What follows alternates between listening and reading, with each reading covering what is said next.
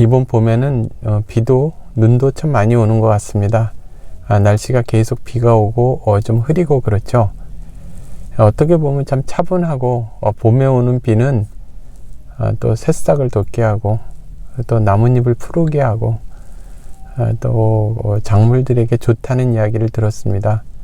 차분하게 봄비를 맞고 그러면서 이 생각 저 생각을 해보니 한 길을 꿋꿋하게 가는 것이 참 대단한 일이라는 생각을 하게 됐습니다. 살면서 항상 느끼는 건데요. 중간에 좀 우리가 왔다 갔다 하고 자기 목표가 분명하지 않고 또 그 자기 소신을 버리고 또 이익에 영합하고 이러면 그 아무것도 안 되는 것 같습니다. 그것은 비록 학문의 길이나 또 어떤 그 구국의 길이나 또 어떤 비즈니스 어떤 부분에서도 다 통하는 거가 아닌가 이런 생각이 듭니다. 제가 제 직종에서 보면은 이영훈 교수님이 상당히 존경스럽습니다. 그런 면에서 이영훈 교수님은 정말 많은 오해를 받고 또 좌파들과 좀 잘 모르는 국민들 사이에서 뭐 극으로 몰리기도 하고 친일파로 몰리기도 하고 갖은 모욕을 겪으셨죠. 그럼에도 불구하고 꿋꿋하게 계속 한 길을 가셨습니다. 그러니까 그 학문 분야에서 그러니까 진실만을 추구한 거죠. 그것을 욕을 먹든 욕을 먹지 않든 그것이 어떤 불편함 이러한 것을 감수하고 하신 일인 것 같습니다. 그런 일이 참 쉽지 않습니다. 서울대 경제학과 교수면은 프로젝트 또 뭐 사회이사 뭐 여러 가지 기회가 있습니다. 그럼에도 불구하고 그런 것보다는 이제 꿋꿋하게 학문의 길을 간 게 아닌가 싶습니다.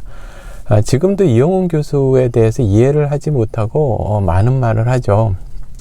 이렇게 세상을 보면은 어떤 사람이 어떤 말을 하거나 글을 쓸 때 보면은 이제 그 사람에 대해서 좀 알 수가 있는 게 우리 같이 그 학문 분야에서 종사하는 사람들 제가 말씀을 드리는 것은 이제 제대로 연구 방법을 알고 디시플린이라고 그러죠.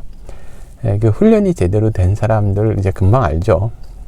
여러 종류의 뭐 학자가 있고 여러 종류의 교수가 있는데 이렇게 제대로 공부한 사람들은 금방 압니다. 이렇게 아는데 이제 연구 방법에 관련돼서 연구 방법이 이제 몇 가지를 다루죠. 뭐 질적 연구 방법이든 양적 연구 방법이든 또 역사적 방법이든 그 탄탄한 바탕 위에서 이제 진실을 추구하는 거죠. 그게 뭐 좌쪽이든 우쪽이든 관계없이 어떤 면에 있어서는 진실을 추구한다는 것은 좌우에 그 특별한 그 개념이 있는 게 아닙니다. 진실 그 자체를 이야기하는 거죠. 그런 부분에 있어서 그 근현대사에 있어서 이영훈 교수님의 업적이 참 대단하다고 생각을 합니다. 우리가 이제 우스갯소리로 이야기를 하는데요. 그 근대 이후부터는 어떤 데이터라든지 이런 자료라든지 이런 거는 사회과학을 하는 사람들도 다 우리가 접하고 구할 수 있지 않습니까? 그러니까 연구 방법이 탄탄한 사람들이 오히려 이제 더 잘하는 거죠. 거기에 아주 기본 바탕이 되는 그 그릇이 있어야 되는 거죠. 진실을 추구하겠다는 그러니까 시류에 영합하지 않고 그런 면에 있어서 자기 분야에서 꿋꿋하게 가는 것이 상당히 중요하다고 생각을 합니다. 정치 분야도 마찬가지입니다. 그러니까 뭐 이렇게 시류에 영합하고 인기에 영합하고 표에 영합하고 그러면 그것이 잠시 동안은 인기를 얻을 수 있지만 궁극적으로 그 국가를 위하거나 자기 자신을 위하는 것이 되지 못한다는 생각을 합니다. 우리나라 정치인들 뭐 학자 그리고 많은 전문가들에서 아쉬운 점이 그겁니다. 한 분야를 평생 동안 연구한 사람이 많지가 않습니다. 굉장히 시류에 영합을 하죠. 그리고 그 출세지향적이라고 해야 되나요? 자리지향적이라고 이야기를 해야 하나요? 뭐 이념도 없고 거기에는 자기 소신도 없고 그냥 이익만 있고 줄을 서는 것밖에 없는 거죠. 그런 부분들은 자기 자신 이제 만족할지 모르지만 옆에서 보기 참 딱하고 추합니다. 뭐 꼭 이게 우리 직업 분야에서 뿐만 아니라 정치인들 보면 그렇죠. 우리가 느낄 수 있죠. 근데 거기에 또 이제 줄을 서는 사람들을 보면 또 얼마나 한심해 보이겠습니까?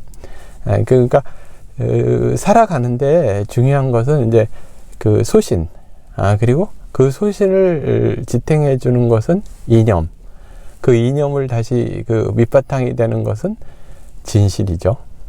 근데 그 진실을 발견하기 위해서는 상당 부분의 지식과 그 마음 됨됨이, 그릇이 있어야 된다는 겁니다. 그러니까 그 비겁하지 말아야 되고, 진실을 추구해야 되고, 꿋꿋해야 되고, 그런 게 옛날에는 그게 선비 정신이었는지, 어떤 학자적 마음이었는지, 아니면 그릇이 크다고 이야기를 하는 거였는지, 호연직이라고 이야기하는 건지, 그런 것이 다 통하는 거죠. 그런 점에서 요즘 참 스승도 많지 않고, 또 참 정치인도 참 보이지 않고, 그런 것 같습니다.